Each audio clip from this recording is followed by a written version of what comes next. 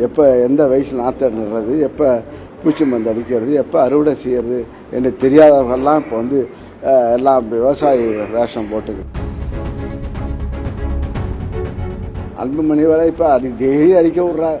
இப்போ திமுக வேசினாதான் ஏதோ ஒரு கட்சியில் கூட்டணிக்கு இடம் கொடுப்பாங்களோ. தவாக தலைவர் விஜய் இப்போ அறிவிக்க விடுறார். கொரோனா காலத்தில் எங்கே இருந்தார்?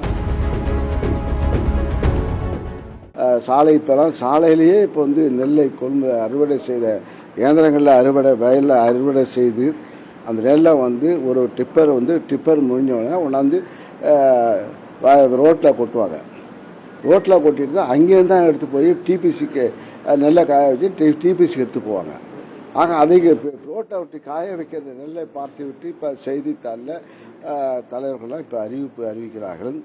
ஆக இது பொறுத்தவரையில் நெல் கொள்முதலை பொறுத்தவரையில் துரிதமாக அரசு செயல்பட்டு அதனுடைய பணியை நெல்லை பாதுகாப்பான பகுதிகளுக்கு கிட்டங்களுக்கு அனுப்பி வைக்கப்பட்டிருக்கின்றது. ஆக நடவடிக்கை முழுவீச்சில் நடைபெற்றிருக்கிறது. இப்போ கடலூர் மாவட்டத்தை முழுமையாக முடிஞ்சு போச்சு, மயிலாடுதுறை மாவட்டத்தில் முடிஞ்சு போச்சு, நாகப்பட்டினத்தில் முக்கால்வாசி கிட்டத்தட்ட 10,000 ஹெக்டேர் தான் இருக்கின்றது. அது திருவாரூரில் தஞ்சாவூரில் முடிந்து விட்டது. திருவாரூரில் அது குறைந்த பிறகு ஒரு 4 நாட்கள் மழை இல்லாமல் இருந்தால் அறுவடை செய்து முடிந்துவிட்டோம். ஆக நெல் இப்போ டிபிசியில் நெல் இப்போது இல்லை, எல்லாத்தையும் ஏற்றி பாதுகாப்பான பகுதிகளுக்கு கொண்டு செல்லப்பட்டிருந்தது. அது புது தலைவர்கள்லாம் உருவாக்கினதுக்கு மழையை முடிஞ்ச பிறகு நெல்லெல்லாம் அப்புறப்படுத்தப்பட்ட பிறகு எப்படி நெப்ப நெல் நாற்று விடுறது, எப்போ விரை விடுறது, எப்போ நாற்று நடுறது, எப்போ எந்த வயசில் நாற்று நடுறது, எப்போ பூச்சி மருந்து அடிக்கிறது, எப்போ அறுவடை செய்கிறது என்று தெரியாதவர்கள்லாம் இப்போ எல்லாம் விவசாயி வேஷம் போட்டுக்கிட்டு இப்போ செய்கிறாங்க. விவசாயிக்கு இப்போ இந்த அரசை முதலமைச்சர் என்ன சொன்ன மக்களின் முதல்வராக பணியாற்றி கொண்டிருக்கிறார். ஓய்வெடுக்காமல் உழைத்து கொண்டிருக்கின்ற தலைவர். ஆகிய இப்போ இன்னைக்கு கூட பார்த்தா இப்போ திருநெல்வேலி, மதுரை இந்த தென் மாவட்டத்துக்கு சென்று அவர் தன்னுடைய களப்பணியை ஆற்றி முதலமைச்சர் பணியாற்ற கடந்த கால இபிஎஸ் 4 ஆண்டு காலம் முதலமைச்சராக இருந்தார். ஒரு சாதாரண தொண்டன் சொல்லுகின்ற முதலமைச்சர் இருந்து 4 ஆண்டு காலம் இருந்தார். அது எந்த மாவட்டத்தையும் அடிக்கி செல்லவில்லை. கொரோனா காலத்திலும் செல்லவில்லை. கொரோனாவில் முடிஞ்ச இப்போ விஜய் தவாக தலைவர் விஜய் இப்போ அறிவிக்க விடுறார். கொரோனா காலத்தில் எங்கே இருந்தார்?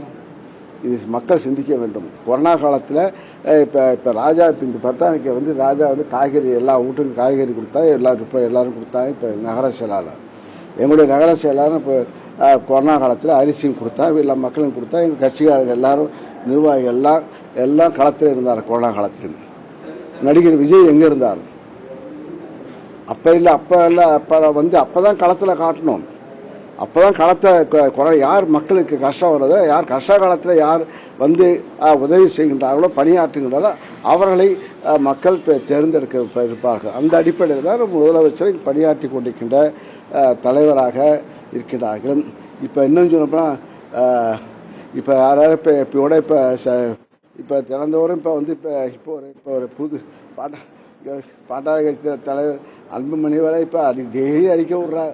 இப்போ திமுக வேசினாதான் ஏதோ ஒரு கட்சியில் கூட்டணிக்கு இடம் கொடுப்பாங்களோ என்ற இடம் சீட்டு போடுறாங்க. இப்போ சீட்டு இடம் பிடிக்கிறாங்க.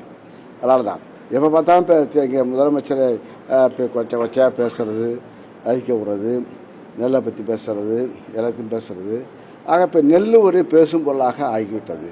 ஆக இப்போ விவசாயிகள் பேசும் பொருள் ஆகிவிட்டார்கள்.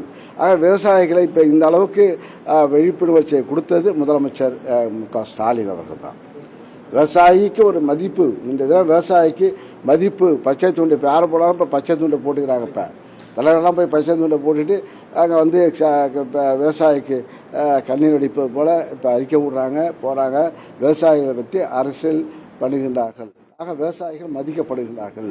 ஆக இப்போ எல்லோரும் மதிக்கப்படுகின்றவர்களாக ஆக்கியது நம்முடைய முதலமைச்சர். ஏனென்றால் விவசாயத்துக்கு தனி பட்ஜெட் என்று அறிவித்த காரணத்தான் விவசாயிக்கு ஒரு முக்கியத்துவம் அளிக்கப்பட்டிருக்கிறது.